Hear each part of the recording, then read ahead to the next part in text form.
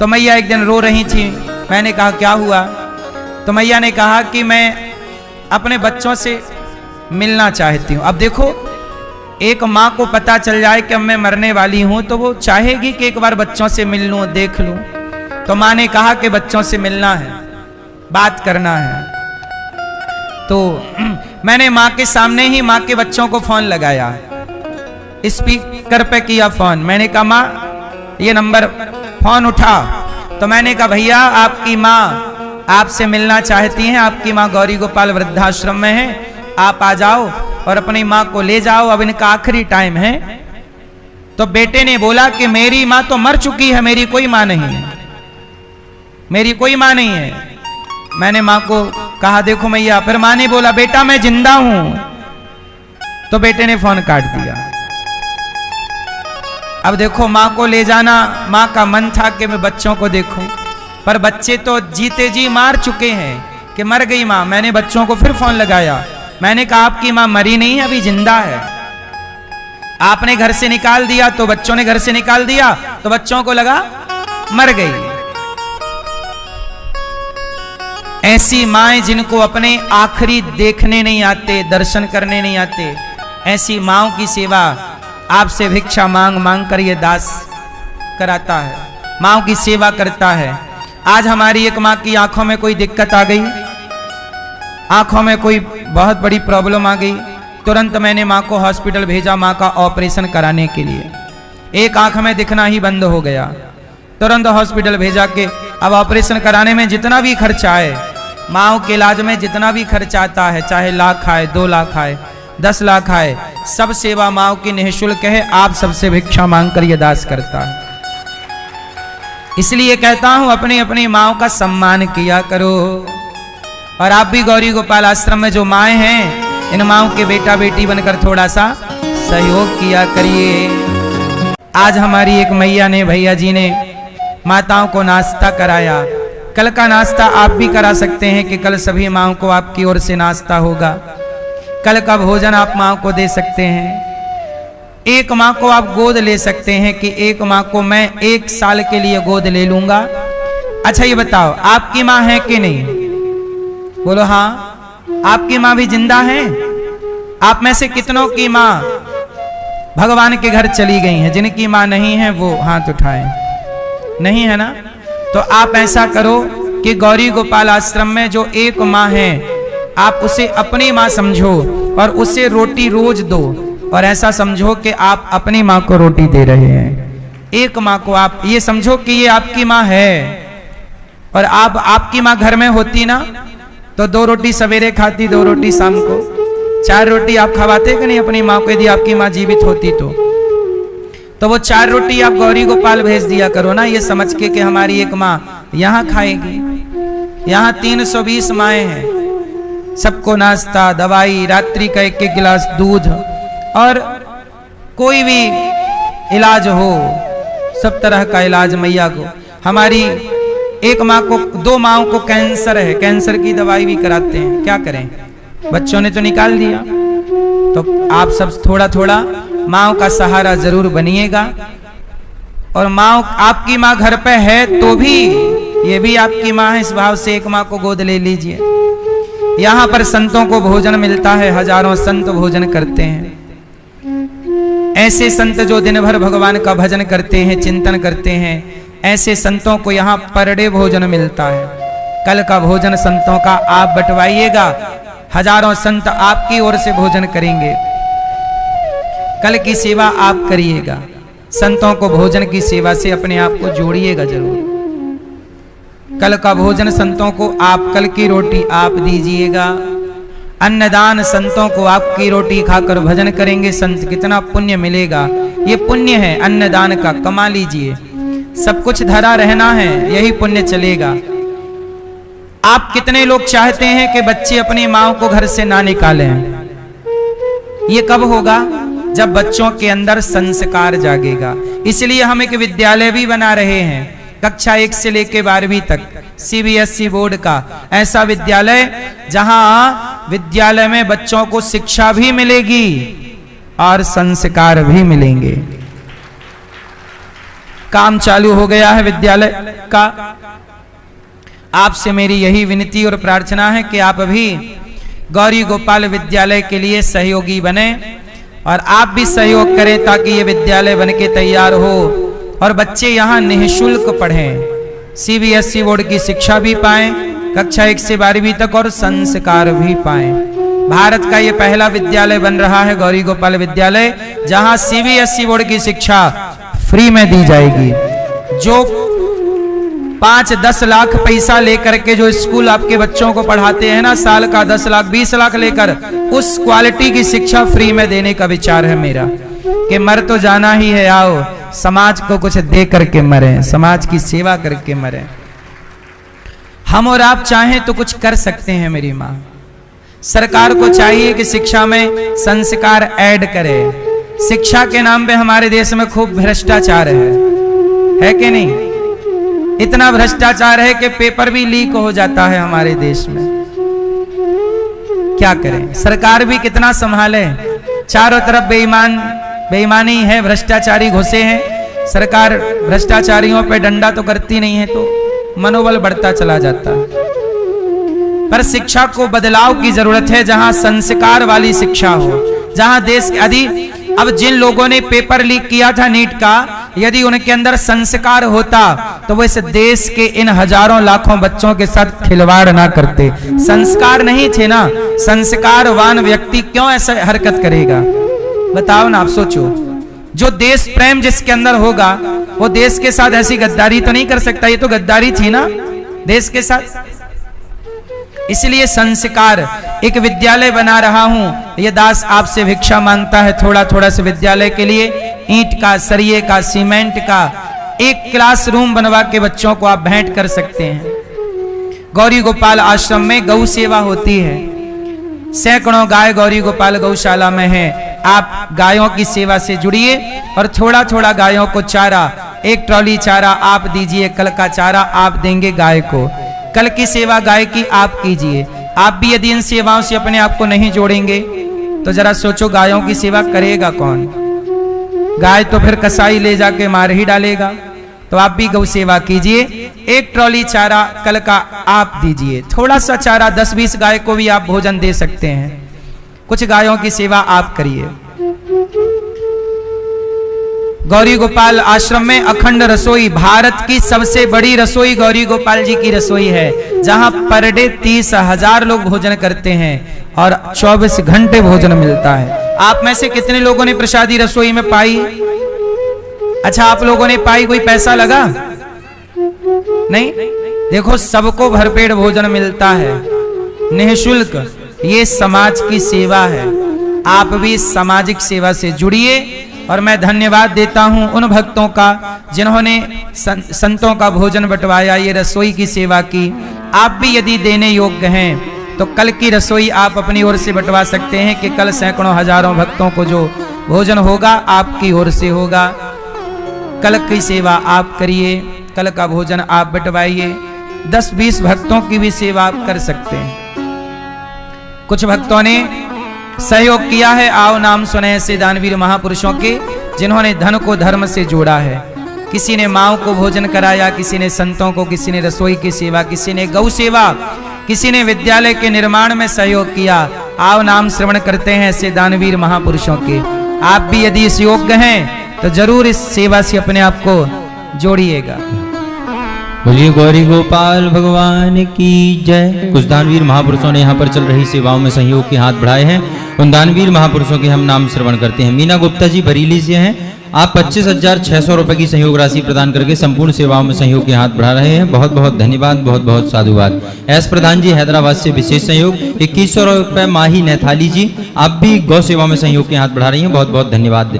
2100 रुपए कांता देवी जी लुधियाना से। 2000 रुपए ऋषभ वर्मा जी आप अपने जन्म दिवस पर 2000 रुपए की सहयोग राशि प्रदान कर रहे हैं और गौ सेवा कर रहे हैं, बहुत बहुत धन्यवाद, बहुत बहुत साधुवाद। सावित्री देवी जी दिल्ली से विशेष सहयोग 2100 रुपए। रजनी कुंडरा जी पंचकूला हरियाणा से विशेष सहयोग के हाथ बढ़ा रही हैं कामना प्रवीण कुमार जी। आप भी अपने बेटे के जन्म दिवस पर 11 संतों को भोजन प्रसादी करा रहे हैं, बहुत बहुत धन्यवाद। कमलेश कुमार जी विशेष सहयोग, गगन कुमार जी विशेष सहयोग, शिवदत्त जी विशेष सहयोग के हाथ बढ़ा रहे हैं, बहुत बहुत धन्यवाद। 2000 रुपये मेमवती जी बंसल दिल्ली से, 21 रुपये दीपक कुमार जी बिहार से, अर्जुन कुमार जी विशेष सहयोग, हेमलाल जी, कमल जी, सुमन देवी जी मुंगेर बिहार से, आप सभी विशेष सहयोग के हाथ बढ़ा रहे हैं, बहुत बहुत धन्यवाद। जानकी देवी जी झारखंड से 21 रुपये, राजेश्वरी अग्रवाल जी आप भी गौ सेवा में प्रदान कर रहे हैं 21 रुपये, अशोक गुप्ता जी, गुड़िया गुप्ता जी आप भी वृद्ध माताओं के भोजन में सहयोग के हाथ बढ़ा रहे हैं, बहुत बहुत धन्यवाद, बहुत बहुत साधुवाद। इसी श्रृंखला में सुमन सिंघल जी आप जयपुर से हैं और आप 21,000 रुपए की सहयोग राशि प्रदान करके एक वृद्ध मां का सहारा बन रही हैं, बहुत बहुत धन्यवाद, बहुत बहुत साधुवाद। आप सभी दानदाताओं के घर श्री की वृद्धि हो, आप स्वस्थ रहें और इसी प्रकार श्रीधाम वृंदावन में चलने वाली सेवाओं के साथ जुड़े रहें। जो भी भक्तगण टीवी चैनल के माध्यम से दर्शन कर रहे हैं, अगर आपके मन में भी भाव जागृत हो रहा है कि हम भी श्रीधाम वृंदावन में चलने वाली सेवाओं से जुड़ें, तो टीवी स्क्रीन पर account number QR code flash किए जा रहे हैं। इन अकाउंट नंबर में आप अपनी सहयोग राशि भेज करके आप भी दानवीर महापुरुषों की श्रेणी में जुड़ सकते हैं। साथ ही साथ श्रीमद् भागवत जी के पोथी पाठ अष्टोत्तर शत होने जा रहे हैं 1 से 7 जुलाई, तो आप भी पितरों के निमित्त या घर की सुख शांति हेतु आप भी पोथी पाठ करा सकते हैं। साथ ही साथ आगामी ब्रज 84 कोष की यात्रा 27 अक्टूबर से 2 नवंबर तक लगाई जाएगी, तो आप भी ब्रज 84 कोष की यात्रा में सम्मिलित हो सकते हैं। साथ ही साथ 101 कन्याओं का विवाह होने जा रहा है 21 नवंबर को, तो आप भी किसी एक कन्या का कन्यादान कर सकते हैं। नित्य निरंतर की किसी भी एक सेवा से आप अपने आप को जोड़ सकते हैं। आइए चलते हैं पूज्य महाराज श्री के चरणों में। बोलिए गौरी गोपाल भगवान की जय।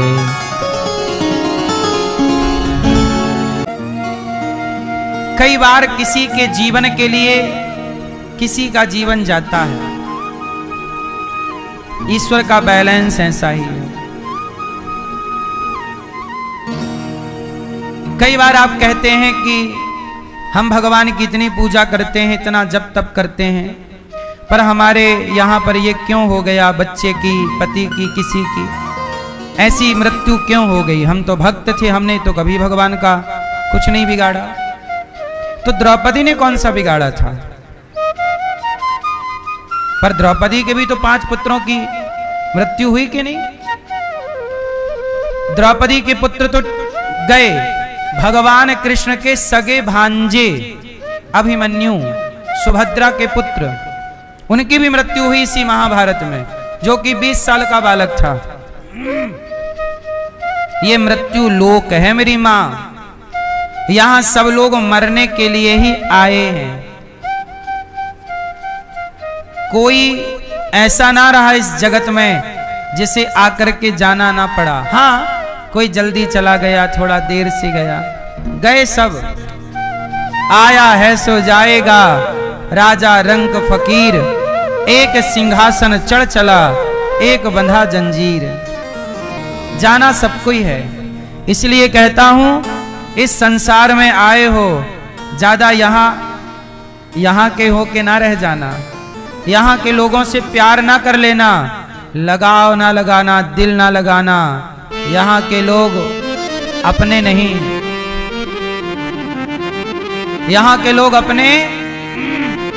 अपने तो केवल भगवान हैं। यहां हम आए हैं और यहां से हम भी अपना काम पूरा करके चले जाएंगे। एक तारीख आएगी जो आपके फोटो पे अंकित हो जाएगी, लिख जाएगी। एक आपकी जन्म की तारीख रहेगी पहली, और जब आप मरोगे तो आपकी फोटो में इस तारीख को जन्म की, यहां जन्म की तारीख, यहां मृत्यु की, ये 2 तारीख आपकी भी। एक बात बताएं, मरने की तारीख तो है कि नहीं? बस आपको पता नहीं है जन्म की तारीख और मृत्यु की तारीख। फोटो रह जाएगी, लोग आएंगे। इसलिए कहता हूं मेरी मां, यदि तुम यहां के थे तो यहां से चले क्यों गए? इसका मतलब आप यहां के नहीं थे। मैया, आप कहां से आई हो? हैं? कहां से? इंदौर से। आप इंदौर की हो? मैया, आप कहां की हो? राजापुर, बिलासपुर। आप मैया हैं? हाँ, कथा नहीं सुन रही हो मेरी माँ? कह रही हो हम इंदौर से आई हैं, कह रही हैं मैया हम बिलासपुर से आई हैं। अरे मैया, तुम इंदौर की कब से हो गई? तुम यहां की नहीं हो, तुम वहां की हो। झूठा पता ना दो। इंदौर में तुम हमें मिलो ना मिलो, वहां जरूर मिलोगी। बोलो हाँ कि ना? तो हम कहाँ के हैं? हम सब यहाँ के नहीं हैं, हम सब वहां के हैं। और यहाँ रहोगी थोड़े समय, यहाँ से चलो वहीं चलना है। इसलिए यहाँ वालों से ज्यादा मोहब्बत ना करना। धृतराष्ट्र चले गए। दुर्योधन क्या बोल रहा था? सुई की नोक बराबर जमीन नहीं दूंगा पांडवों को, यही ना बोल रहा था? सुई की नोक बराबर भी जमीन नहीं दूंगा। अब मर गया दुर्योधन तो ले गया होगा सुई की नोक बराबर। ले गया दुर्योधन? ले गया? ले खुद नहीं गया रत्ती भर, और बातें कर रहा है सुई की नोक बराबर नहीं दूंगा। जिस जमीन के लिए महाभारत हुआ, आज भी वो जमीन जहां की तहां है। ना जीतने वाले रहे ना हारने वाले रहे, जमीन जहां की तहां। आप लोग पता नहीं किस बात की लड़ाइयां करते हैं। लड़ लड़ के आप मर जाते हैं। जिसके लिए लड़े वो जहां की तहां है। सच बताओ, महाभारत जिस जमीन के लिए हुआ था, हस्तिनापुर के लिए, वो हस्तिनापुर आज भी वही है। आज जिसे आप मेरठ कहते हैं ना, दिल्ली से सटा हुआ, हरिद्वार जाने में पड़ता है मेरठ, वह मेरठ पिछले उस टाइम का हस्तिनापुर वही है जिसे आप मेरठ कहते हैं। फिर आज वहां घोचूलाल का घर बना हुआ है, जिस पर कह रहे थे कौरव के ये हमारा, मैं नहीं दूंगा सुई की नोक बराबर। अब तू नहीं देगा तो मत दे, तू तो गया। घोचूलाल ने घर बना लिया वहां। इसलिए मेरी मां, समझदारी नहीं है ये महाभारत। ये सिखाता है कि वो लड़े सो लड़े, तुम ना लड़ना। महाभारत पढ़कर भी, सुनकर भी, समझकर भी यदि आप लड़ते ही रहे तो फिर आपने कुछ जाना नहीं। सही है ना भैया?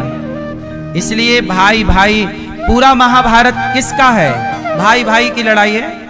महाभारत में किसकी लड़ाई हुई? भाई। किसके लिए हुई? जमीन के बंटवारे के लिए। मुझे 5 गांव दे दो।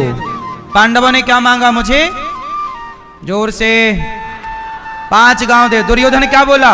सुई की नोक बराबर। ले भैया ले जा, अब जा। 5 गांव दे देता तो झगड़ा खत्म। नहीं, आदमी को लालच जब चढ़ता ना खोपड़ी में, सब खा जाना चाहता है।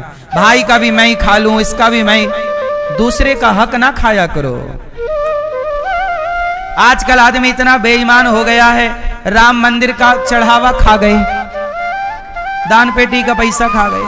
अब ये मरेंगे तो राम जी उल्टा लटका के मिर्ची का धुआं देंगे कि नहीं? एक गधो, हमारा तो छोड़ देते।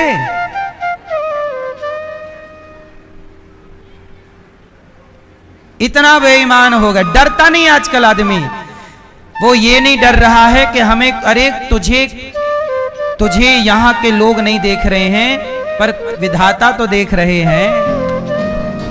लाख आंख से देख रहा है तुझे देखने वाला। सच की खेती कर ले चतुर नर, समय गुजरता जाता। मेरे मालिक की दुकान में सब लोगों का खाता। आज का आदमी डरता नहीं है। पता नहीं, बेईमानी करने से बाज नहीं आता। सुनो, दो दोस्त थे, दोनों की सरकारी नौकरी थी, दोनों अच्छे पोस्ट पर थे, दोनों एक साथ रहते थे, पर दोनों दोस्तों में एक बहुत ईमानदार था। सरकारी नौकरी थी, ईमानदारी से काम करता, 1 रुपए की घूस नहीं, 1 रुपए का हेर फेर भ्रष्टाचार, ईमानदारी से। और जो उसका दूसरा दोस्त था, वो उसको लगा यार सरकारी नौकरी मिली है तो चलो पैसा मौका मिला है, कमाओ। उसने भ्रष्टाचार शुरू किया, ये काम तब करूंगा जब 50,000 दोगे, लाख दोगे, ऐसे कर करके उसने खूब पैसे कमाए, बड़ा बंगला बनाया, बड़ी गाड़ी खरीदी। एक दिन वो अपने मित्र से बोला, यार तू भी तो चाहे तो करोड़ों कमा सकता है, तू बिल्कुल साइकिल से आता जाता है। तो उसके मित्र ने कहा कि मैं साइकिल से इसलिए जाता आता हूं, सरकार मुझे जितना देती तनख्वाह उसी से मेरा गुजारा हो जाता, दाल रोटी तो चलनी है। बच्चे ठीक ठाक पढ़ रहे हैं, बच्चों को मैं संस्कार देता हूं कि बेटा पढ़ लिख के तुम अपना कमाना, मैं अपना कमा के तुम्हें पढ़ा रहा हूं, तुम अपना आगे करना। क्या करना है यार? तो उसका भ्रष्टाचारी दोस्त बोला, देख मेरा बंगला है, मेरी गाड़ी है, तू भी चाहे तो कमा सकता है भ्रष्टाचार करके, तू नहीं करता। साइकिल में चलने वाले दोस्त ने कहा कि मुझे सुकून की नींद आती है अच्छी, कोई बीमारी नहीं है भगवान की कृपा से, समय से ठीक ठीक भूख लगती है, खाता हूं, ठीक ठीक सोता हूं, पत्नी बहुत प्रेम करने वाली है, मेरा बेटा बड़ा आज्ञाकारी है, और क्या चाहिए? तू भी छोड़ दे ये बेईमानी करना, ये पैसा अच्छा नहीं होता। बेईमानी जो तू करता है लोग हंस के नहीं देते, लोग तुझे रो करके देते हैं, कर्जा काट के देते हैं। तू जानता है कि ये काम सरकार की ओर से फ्री में होगा, पर तू पैसा लेता है तो बेईमानी करता है। दोस्त तू मत कर, ये बड़ा गलत पैसा है यार, तू मुझे क्या पाठ पढ़ाएगा, करने दे, सब कर रहे हैं। दोस्त समझा ही सकता था। अब ये भ्रष्टाचारी बेईमानी करके बड़ा घर, बड़ा सब कुछ बना लिया, 4-5 साल में ही बहुत बड़ा आदमी हो गया। लेकिन जब पैसा बेईमानी का घर में आता है ना, तो घर को अशांत कर देता है। अब इसकी पत्नी से ना थोड़ी खटापटी होने लग गई। बेटा बड़ा हुआ, बोला पिताजी गाड़ी दिलवाओ, मना कि अभी तू बहुत बड़ा नहीं है, चल गाड़ी नहीं दिलाएंगे। तो पत्नी ने पक्ष लिया, नहीं क्यों नहीं दिलाओगे, सब लड़कों के पास गाड़ी है, दिलाओ दिलाओ, पीछे पड़ गई। अब इसने जो बेईमानी का पैसा कमाया उसी पैसे से बेटे को गाड़ी दिला दी। और जब गाड़ी दिलाई तो बेटे ने गाड़ी चलाई, और चलाई तो एक्सीडेंट हो गया, ठीक से चलाई नहीं, शराब पीने वाला बेटा था, पी के चलाई, एक्सीडेंट हो गया, उसकी मृत्यु हो गई। और जब बेटे की मृत्यु हुई, इसे सूचना मिली तो ये अवाक रह गया, रोता रोता हॉस्पिटल गया, बेटे का अंतिम दर्शन कर रहा है, बेटा हाथ से चला गया। पत्नी को बोला कि तूने गाड़ी दिलवाई थी, इस बात को लेके दोनों में बड़ी कहा सुनी हुई, दोनों में तलाक हो गया। आधी से ज्यादा संपत्ति पत्नी लेके चली गई, इसके हाथ में बेटा हाथ से चला गया, संपत्ति चली गई, पत्नी भी हाथ से चली गई। आपको क्या लगता है बेईमानी करके कमाओगे, सुखी रहोगे? कोई ना देखे तुम्हें, फिर भी विधाता देख रहा है। दुर्योधन भूल गया था कि हमें देखने वाला लाख आंख से देख रहा है। रावण भूल गया था कि उसे कोई देख रहा है, उसके पाप का घड़ा भर गया।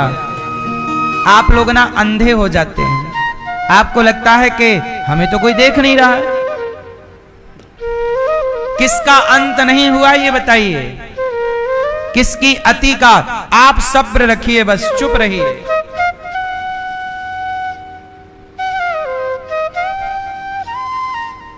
तुमने गलत किया है, तुम्हारे साथ गलत होगा। तुमने भाई का धन खाया है, नाश होगा तुम्हारा, लिख लेना कागज में। इसलिए किसी का धन लाख पड़ा है, पड़े रहने दो, आप मत छुओ, आप मत उठाओ। कई बार लोग कहते हैं गुरुजी हमें सड़क में पड़ा हुआ पैसा पड़ा है, हम क्या करें? अरे पड़ा है, पड़े रहने दो, अपना रास्ता चलो। लाख पड़ा है, पड़े रहने दो, आप चलो, मत देखो किसी की ओर। पराया धन पड़ा है, वो धन नहीं, उसे माटी कहो, माटी, वो मिट्टी है। क्या है वो? जोर से देखो ही मत। भक्तमाल में राका वाका की कथा है। राका वाका नाम के भक्त थे, पति पत्नी है दोनों, दोनों कीर्तन करते, दोनों भजन करते, दोनों भगवान का चिंतन करते। बहुत गरीब थे, जंगल की लकड़ी काट के लाएं, बाजार में बेचें, जो पैसे मिल जाएं उसी से खाएं, और कोई साधु संत आए तो प्रेम से खिलाएं पिलाएं, मस्त जिंदगी जी रहे हैं। एक दिन भगवान से लक्ष्मी जी ने कहा कि जब आपका ये भक्त इतना बड़ा भक्त है और इतनी सेवा करते हैं, तो प्रभु आप इसे धन क्यों नहीं देते? भगवान बोले, हमने तो खूब धन दिया, पर राका वाका लेते ही नहीं। तो अच्छा ऐसा करो कि राका जो पत्नी है ना, स्त्री थोड़ा धन के पीछे जल्दी आ जाएगी, इसलिए पहले से दो। तो क्या हुआ कि ये दोनों जंगल जा रहे थे, तो लक्ष्मी जी ने कहा मैं देती हूं इनको धन। तो रास्ते में ढेर सारा सोना बिखरा दिया लक्ष्मी जी ने। जिस रास्ते से ये जंगल जाते ना, राका और बांका, तो आगे आगे राका जा रहे थे, आगे आगे बांका थे, बांका जो थे आगे आगे थे। उन्होंने देखा कि धन पड़ा है, मतलब सोना, तो बांका को लगा कि मेरी पत्नी राका देखेगी तो कहीं उसके अंदर लालच ना जाग जाए, तो वो सोना जो पड़ा था ना, उसके ऊपर माटी डालने लग गए। क्या डालने लग गए? मिट्टी। और जब मिट्टी डाल ही रहे थे, तभी दूर से राका ने देख लिया। तो राका आई, अपने पति से कहा, स्वामी क्या कर रहे हो? अरे कुछ नहीं, वो थोड़ा मिट्टी डाल रहा हूं। तो राका ने कहा कि स्वामी, मिट्टी में मिट्टी क्यों डाल रहे हो? मतलब सोने में, वो सोने को सोना नहीं समझती, जो अपना नहीं है वो क्या है? मिट्टी को। मिट्टी में मिट्टी क्यों डाल रहे हो? ये बात सुनकर के बांका बहुत प्रसन्न हुए। अच्छा तुमने देख लिया क्या सोना? हाँ, दोनों पांव से, पांव के नीचे से, मतलब रास्ते में सोना पड़ा है, वो पांव से रौंदते हुए सोने को आगे चले गए और जंगल की लकड़ी समेटने लग गए।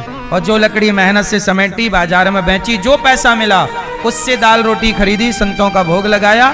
भगवान नारायण मुस्कुराए, लक्ष्मी जी देख लो, स्वीकार नहीं कर रहे हैं ये पैसा। ऐसे भक्त हैं राका और बांका। वो ये चाहते हैं कि जीवन का सुख संतुष्टि में है, जितना मालिक ने दिया है उसमें संतुष्ट रहा जाए। दूसरे का धन लाख है, हमें क्या करना? इसलिए आप भी अपने भाई का, भौजाई का, पड़ोसी का, रिश्तेदारों का धन देखकर परेशान ना हुआ करिए। उसके भाग्य का उसके पास है, आपके भाग्य का आपके पास है। विधाता ने सबको दो हाथ दे रखे हैं। आप अपने हाथों से मेहनत करिए, उसने मेहनत करी तो वो कमाया, तुम भी मेहनत करो, तुम भी कमाओ। दूसरों को देखकर जला ना करो। हाँ,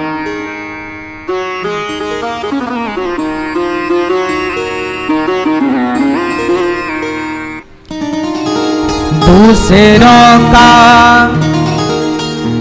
घर बड़ा देख कर मेरी मैया, दूसरों का बड़ा, दूसरों का घर बड़ा देख कर मेरे भैया।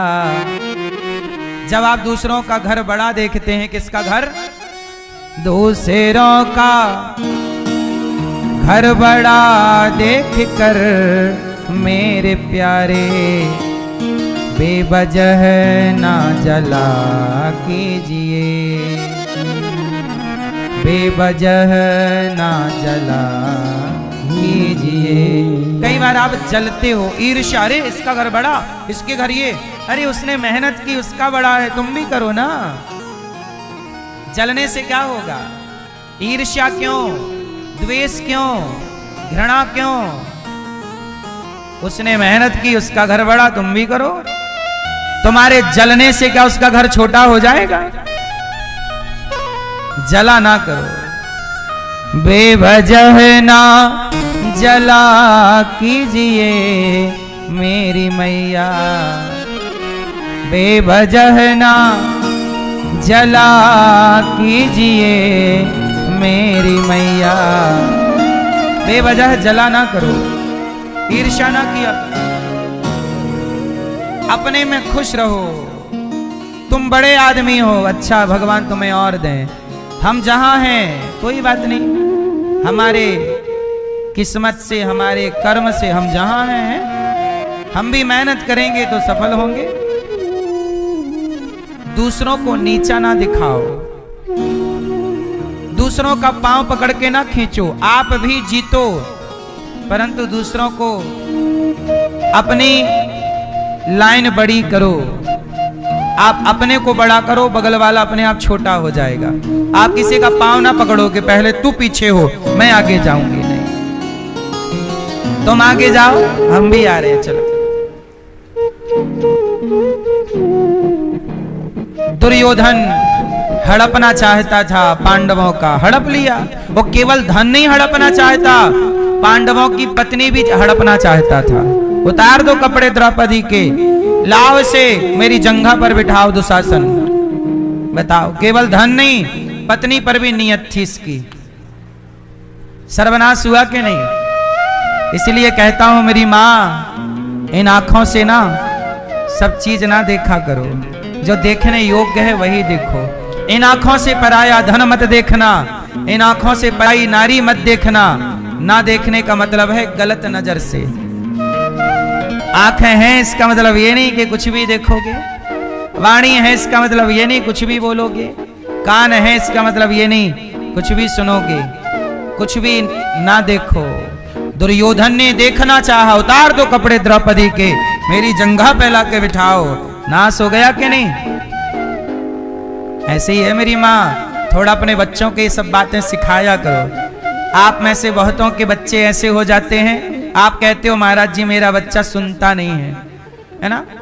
तुम्हारे अपने बच्चे नहीं सुनते, चौराहे पर बैठकर किसी बहन बेटी को गलत बोलते हैं, है ना?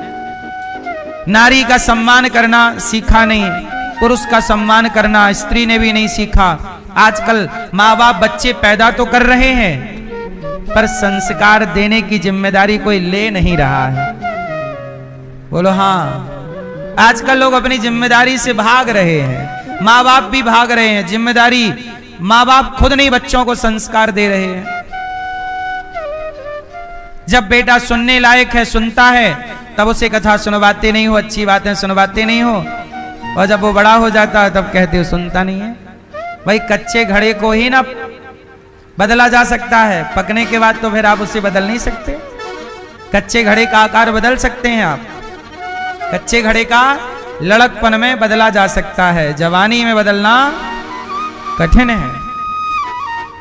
इसलिए आजकल बहुत सारे माँ बाप। अच्छा ये बताओ, महाभारत के युद्ध में किसकी गलती थी? हैं? बाबूजी बताओ, महाभारत के युद्ध में किसकी गलती थी? बैठे बैठे हैं? किसके? क्लियर नहीं आ रही आवाज। किसकी? हाँ, किसकी गलती थी? हैं? धृतराष्ट्र। किसकी मैया? किसकी गलती थी? हैं? किसकी? पीछे वाली मैया।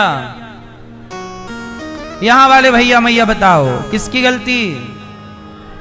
पीछे वाले भक्त, किसकी गलती? किसकी? हाँ, पूरे महाभारत में धृतराष्ट्र की भी गलती है, दुर्योधन की भी, दुशासन की भी, कर्ण की भी, पितामह की भी, सबकी है। पर इन सब में एक और गलती है। किसकी? गांधारी की। किसकी? क्यों? गांधारी मां भी गजब है। पति अंधा है तो पट्टी बांध ली। अरे पति अंधा है तो आप उनकी आंख बनती। अब जिस माँ की आंखों में पट्टी बंधी होगी, बाप अंधा और माँ की आंखों में पट्टी होगी, तो बेटा दुर्योधन जैसा ही होगा। इसलिए माँ की आंखों में पट्टी नहीं होनी चाहिए, माँ की आंखों में। इसलिए माँ कभी गांधारी जैसी ना हो। गांधारी ने एक बार आंखों की पट्टी हटाई थी। जब दुर्योधन बचा, कह दिया कि कल आ जाना निर्वस्त्र होके, मैं तुझे देखूंगी तो तेरा पूरा शरीर वज्र का हो जाएगा। जब दुर्योधन आया तो भगवान ने कहा कि पूरे कपड़े उतार के जा रहे हो, थोड़ा पत्ते वत्ते से कमर तो ढक लो। पत्तों से ढक लिया। गांधारी ने पूरे शरीर को देखा, दुर्योधन का पूरा शरीर वज्र का हो गया, पर जांघों में नजर नहीं गई क्योंकि पत्तों से ढकी थी, तो जांघें कमजोर रह गईं। अच्छा, गांधारी मां ने पट्टी उतारी किसे बचाने के लिए? दुर्योधन के लिए। काश गांधारी ने आंखों की पट्टी द्रौपदी को बचाने के लिए हटाई होती तो यह महाभारत ही ना होता। पट्टी हटाई पर गलत को बचाने के लिए। इसलिए मां, आप लोग अपनी आंखों में पट्टी, आप भी अपनी आंखों में पट्टी बांध लेती हो। तुम्हारा बेटा सिगरेट पीने लग गया है, तुम्हें दिखा नहीं? तुम्हारा बेटा गलत दोस्तों के संग बैठ करके गलत गलत बातें, गलत गलत योजना बनाने लग गया। तुम भी अपने बेटे को थोड़ा डांटा करो, है ना? लड़कियों को देख के गलत गलत बोलता है, थोड़ा डांटा करो, दो चार थप्पड़ जमा दिया करो। गधा, तेरी भी बहन है, तेरी बहन को कोई बोले तो? मां बिल्कुल गांधारी हो जाती है, तब औलाद बिगड़ जाती है। यदि माँ बाप का कोई का एक का भी अंकुश रहे तो बच्चे जल्दी बिगड़ते नहीं हैं। आप मां ना लापरवाह मां हो गई हो, बस बच्चे पैदा कर दिए और पकड़ा दिया मोबाइल, ये ले, है ना? मोबाइल पकड़ा दिया, मोबाइल पकड़ाया और बाद में मैया रो रही, महाराज जी मोबाइल बहुत चलाता है बच्चा। मैया मोबाइल चलाता है बच्चा, दिया किसने मोबाइल? वो खरीद के तो लाया नहीं बच्चा, तुम नहीं दिया, रोगी तुम नहीं बनाया, अब रोती भी तुम हो, तुम ही रोगी बनाती हो, तुम ही रोती हो, क्योंकि तुम गांधारी हो।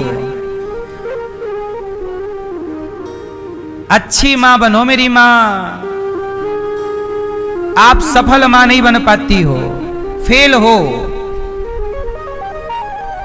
आपका बेटा आपकी बात नहीं सुनता, आपकी बेटा आपका बेटा आपकी नहीं मानता, इससे ज्यादा और आपकी असफलता क्या होगी?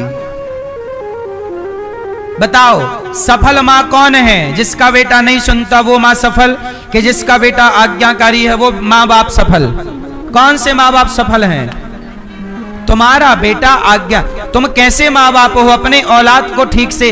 अरे कुम्हार घड़ा बनाता है कि नहीं? कुम्हार का घड़ा यदि फूटा है तो कच्चा कुम्हार है, और कुम्हार का घड़ा यदि पका है, ठीक से है, तो वो समझदार कुम्हार है। तुम भी वो कुम्हार हो जो अपने बच्चों का निर्माण करते हो। आप अपने बेटे को सही बनाओ तो आपकी जय जयकार है, और आपका बेटा बुरा बनेगा तो आपका ही समाज में नाम खराब होगा। तुम्हारा बेटा बलात्कार करेगा तो नाम तुम्हारा खराब होगा कि नहीं? तुम्हारी बेटी भाग जाएगी, नाम खराब होगा कि नहीं? तो तुम्हारी बेटी जब इस तरह से इलू इलू खेल रही थी, तुम्हारा बेटा जब अखियां लड़ा रहा था, तब तुम कहां थी? अपने बच्चों का मोबाइल चेक करते रहा करो। आजकल बच्चे पासवर्ड लगा के रखते हैं, 4 थप्पड़ जमा, खोल चेक करा। गधा कहीं का पासवर्ड लगाएगा। माँ बाप के आगे क्या पासवर्ड है? पासवर्ड। जो बच्चा ज्यादा लॉक रखता है मोबाइल, समझ लो गड़बड़ है। इसको बाप के 4 जूते की जरूरत है, पूरे पूरे। यदि कुछ गलत नहीं है तो लॉक की क्या जरूरत है? घर में तो घर वालों को तो पता रहे, हाँ बाहर वाले के लिए लॉक रखो, पर माँ को तो पता होना चाहिए बेटे का पासवर्ड। बाप को पता होना चाहिए नहीं बेटे का पासवर्ड? बोलो हाँ कि ना। तो आपके बेटों के मोबाइल, बेटी के मोबाइल को चेक करो, व्हाट्सएप पे किससे इलू इलू चल रही है, इंस्टाग्राम चेक कर डालो, फेसबुक चेक कर डालो पूरा। आजकल के छोरा एडवांस हैं, कंबल ओढ़ के अंदर इलू इलू खेलते हैं। मां को लगा छोरी सो गई, सोई नहीं, भेज रही है वो इलू इलू।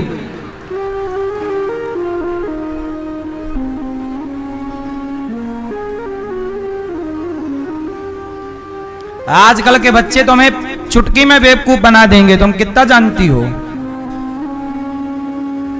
इसलिए ठीक ठीक बात, बेटा पासवर्ड, तो आज सारे माँ बाप अपने बच्चों के मोबाइल का पासवर्ड ले लेना।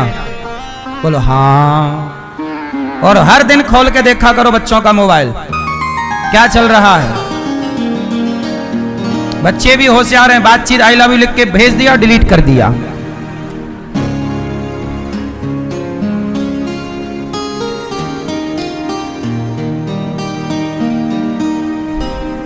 मैया तुम अभी चेक करने लग गई मोबाइल, ये देखो। हाँ हाँ,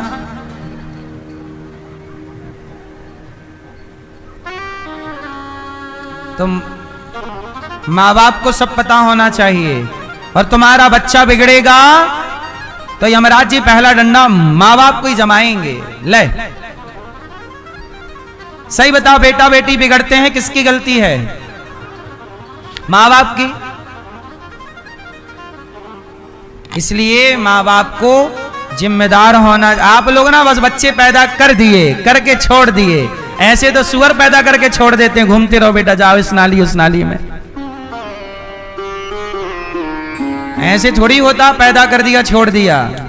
अरे पूरी जिम्मेदारी, जब तक वो पूरा तैयार ना हो जाए, पूरा बेटी कहां जा रही है, किससे मिल रही है, बेटा कहां जा रहा, किससे मिल रहा, माँ बाप को पल पल की जानकारी होनी चाहिए।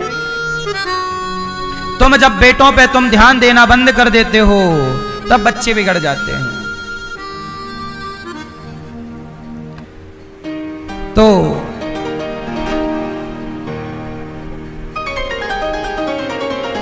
भगवान ने तो गांधारी भी इसकी जिम्मेदार है, पट्टी हटाई तो, पर द्रौपदी के लिए नहीं हटाई, दुर्योधन को बचाने के लिए हटाई। इसलिए परिणाम देख लो सामने है। गलत, सारी जिंदगी गलत ही रहेगा, गलत ना करो। द्रौपदी के 5 पुत्रों को जब अश्वत्थामा ने मारा, द्रौपदी भगवान की शरण में आई। अश्वत्थामा को पकड़ के लाया गया, द्रौपदी ये रहा हत्यारा, मार दो, क्या करो? द्रौपदी ने कहा छोड़ दो। द्रौपदी क्यों छोड़ना चाहती हैं? द्रौपदी मां है, और देखो मां ना कभी दंड नहीं देना चाहती। मां कभी भी अब दंड देना नहीं चाहती। मां भगवान है। अभी कुछ दिन पहले गौरी गोपाल में क्या हुआ कि एक मां गिर गई, बिस्तर से ही लगभग गिर गई, और जब गिरी ना तो उनको पांव में हड्डी टूट गई, तो हम लोग तुरंत हॉस्पिटल ले गए, ऑपरेशन कराए। अब ठीक है मैया। और जब मैया की हड्डी टूटी और वो अब जुड़ रही है, अब ठीक है मैया, स्वस्थ हैं। ये मैया जो आप टीवी पे देख रहे हैं, तो मैया ने हमसे कहा कि बेटा हमारी इच्छा है कि अब हम थोड़ा घर जाएं। देखो मैया गिर गई ना, तो मैया को ऐसा लगा कि अब हमारी आखिरी टाइम आ गया। तो मैया ने कहा कि हम घर जाना चाहते हैं। तो हमने कहा मैया आप चली जाना, हम पहले दवाई करा दें, आपकी इलाज करा दें, आप स्वस्थ हो जाओ। हमने कहा ठीक है, आपके परिवार में नंबर दो। तो हमने मैया के नंबर लिया और परिवार में बात की। तो मैया के बेटा बेटी तो कोई है नहीं, केवल भाई है और भतीजे हैं। तो भाई भतीजों ने ही मैया को छोड़ा था। तो मैया सारी जिंदगी उन्हीं के पास रही, क्योंकि पति की मृत्यु हो गई थी पहले, बच्चे हुए नहीं, तो भाई के पास थी। तो मैया का ये मन था कि मतलब मेरे प्राण भाई के पास ही निकलें, घर में निकलें, जिनके साथ पूरा जीवन गुजारा, भतीजों को खिलाया है, प्यार किया है, तो बच्चों की तरह हो गए हैं वो। भाई माँ जिसको खिलाए पिलाए वही उसका पुत्र हो जाता है। तो उनका भी लगाव है कि मेरे भतीजे मेरे पुत्र जैसे हैं। तो कहा कि अब मेरा आखिरी टाइम है तो घर में फोन लगा दो कि भाई ले जाए मेरे को। तो मैंने फोन लगाया मैया के भाई और भतीजों को कि आपकी माँ ये आपकी हैं जो मैया ये आना चाहती हैं आपके पास। तो जब फोन लगाए तो मैया तो कह रही है कि मेरा मन जाने का है, मैं जाना चाहती हूँ। पर जब भाई को फोन लगाया तो भाई ने मना कर दिया, महाराज जी हमारे पास मत भेजिएगा। भतीजों को फोन